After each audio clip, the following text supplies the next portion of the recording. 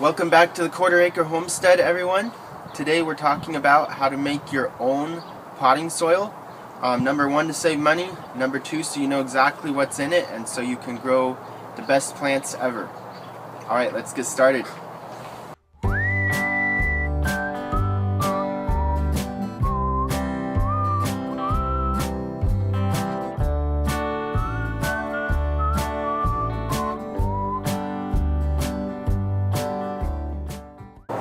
Alright, so first let's go ahead and talk about what the ingredients of homemade potting soil would be. So I have my ingredients listed here. I'll go ahead and read through them, and then I'll also put the list right there on the video for you to read. So for potting soil, we're going to use 2.5 gallons of peat moss.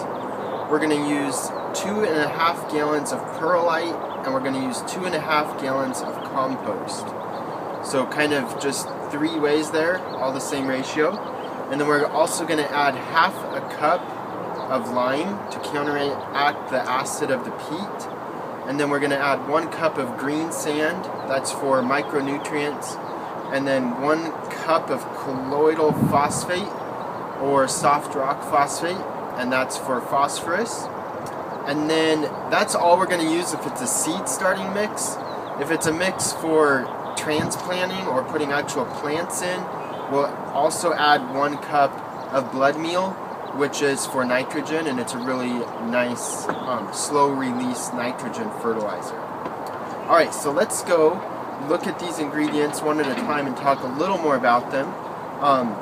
The other thing I'll mention right now is worm castings. Worm castings are excellent for homemade potting mix. I don't have any right now, although I will say my compost pile is full of worms, so my compost basically is worm castings. So let's go ahead and look at those ingredients in more detail. Alright, so our first ingredient, one of our main ingredients, is peat moss.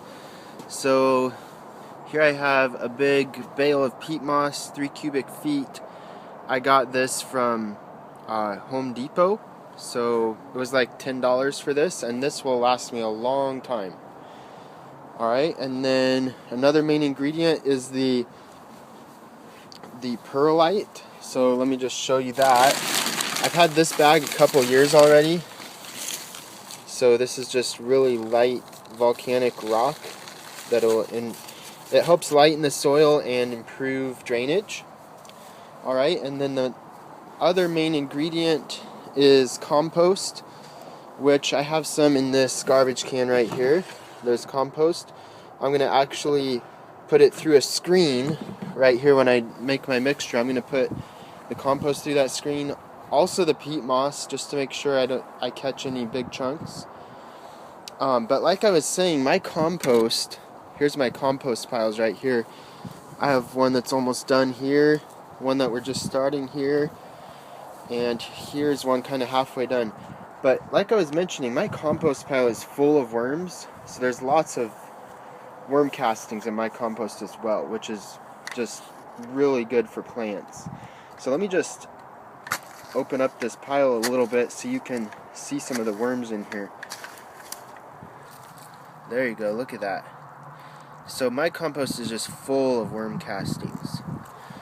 So I'm pretty good on the fertilizer in the compost mix. You could actually just make potting soil with those 3. The perlite, 1 part perlite, 1 part compost, and 1 part peat moss. But I'm going to add a couple more things, like I said.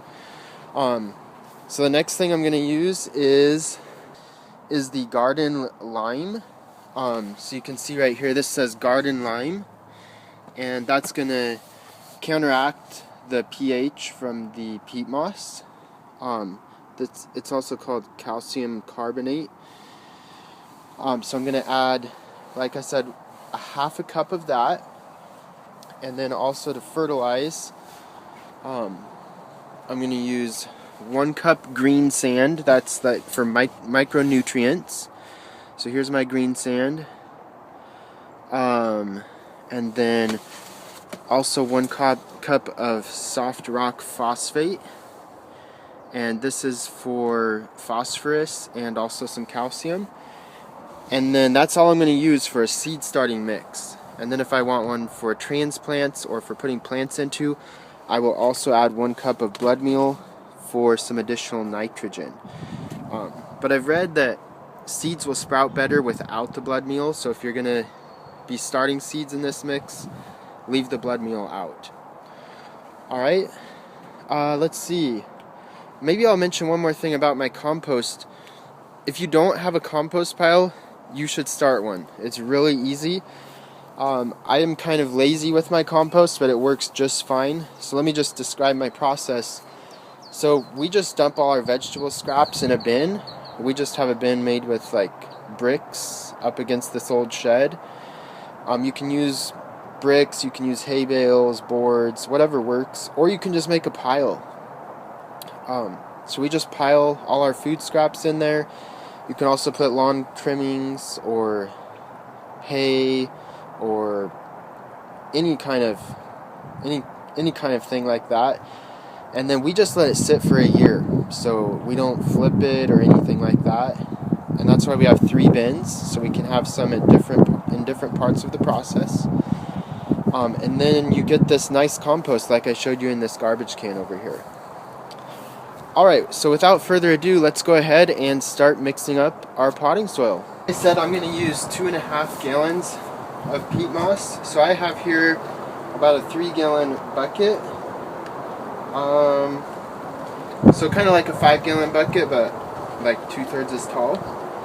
And I'm going to go ahead and screen this. So this is just scrap boards that I screwed together and stapled a piece of like chicken wire on it. So I'm just going to put this through there. And then after I do this, the next thing I'm going to do is actually mix in my calcium and my fertilizers. Just to get it all mixed in really well into this peat moss. And then I'll go ahead and add my perlite and my compost. It's just easier to mix into to make sure you have it really well mixed before you add everything else. To make sure that fertilizer's distributed throughout. So another thing you have to be careful of, sometimes the peat moss will be really dry and you'll need to pre-soak it. In my case, this peat moss was pretty wet already. It was really heavy picking up from the store. They had it sitting outside on a pallet, so it was already pretty damp, so I'm okay. But you may need to wet yours. Alright, so I'm going to go ahead. This is my half cup measure. I'm going to get a 1/2 cup of lime. Just like that. Sprinkle that in. And I'm going to get a cup of green sand. So there's 1/2 cup.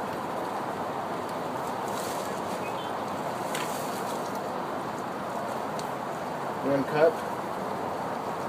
And 1 cup of soft rock phosphate. And then we'll mix all that up.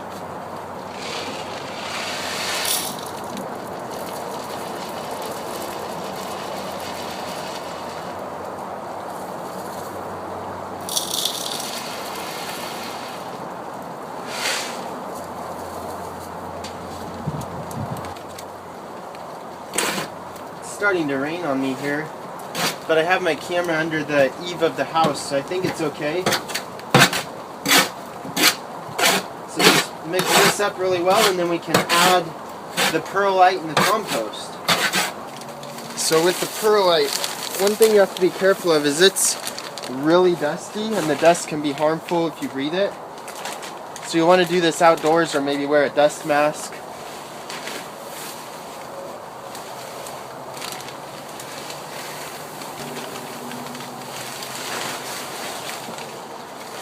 Alright, there's the perlite.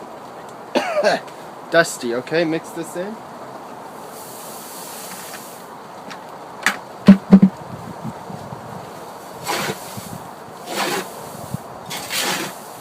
Alright, let's get our compost. Alright. So I'm just going to do a little bit of the compost at a time.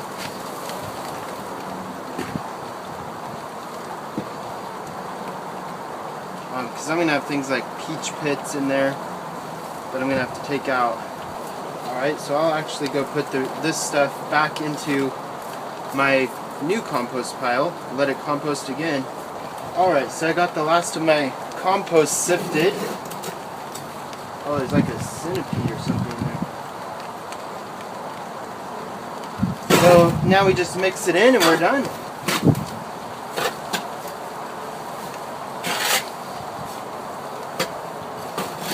So mine looks a little dry. I might mix some water in it. You do want it to be moist. And this is like a seed starting mix. So again, you can add some blood meal to make it more nutrient rich for actual plants if you're transplanting. Alright, so there you have it. That's how to make your own potting soil. I hope you enjoyed the video and learned something. Please comment below if you have any questions, and like the video and subscribe. That always helps me out. And I hope to hear from you. Alright, that's it. I'll see you next time. Bye.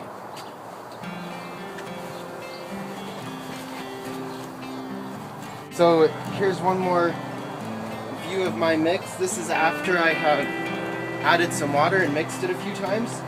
And as you can see, now the mixture is holding together nicely.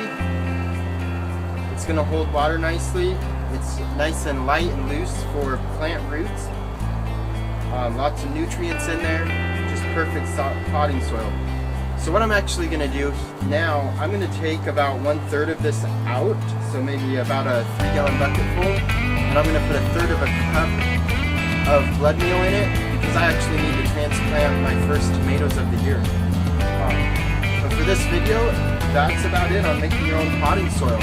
So again, it can be as simple as 1 part peat moss, 1 part perlite, 1 part compost.